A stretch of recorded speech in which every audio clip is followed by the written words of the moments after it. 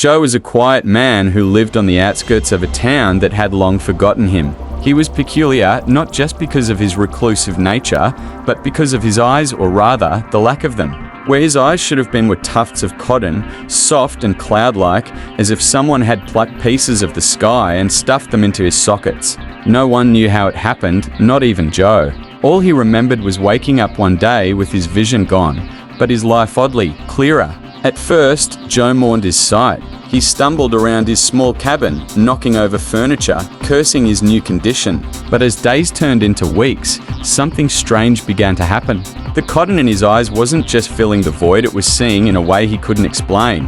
When he stepped outside, he could feel the emotions of the wind, hear the unspoken whispers of the trees, and sense the stories locked inside the objects he touched. One day, while wandering into the town for supplies, Joe bumped into a woman. She apologized, but Joe froze. Through his cotton eyes, he saw her entire life flash before him, her heartbreaks, her triumphs, her darkest secrets. It was overwhelming, like a flood of memories that weren't his. The woman stared at him, confused by his reaction, until he muttered, "You'll find peace soon." She gasped, tears streaming, and whispered, "How did you know?" Word spread quickly about Joe's strange gift. People began seeking him out, asking for answers, for guidance, for closure. Joe, reluctant at first, realized his cotton-filled eyes weren't a curse, they were a key to understanding what others couldn't see.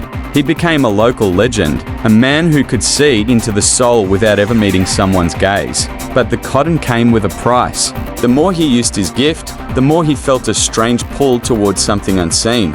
It was as if the cotton was growing roots, digging deeper into his mind, connecting him to a larger, incomprehensible force. And one day, the pull became too strong to resist. He walked into the woods and disappeared, leaving behind his cabin, his fame, and the town that had come to rely on him.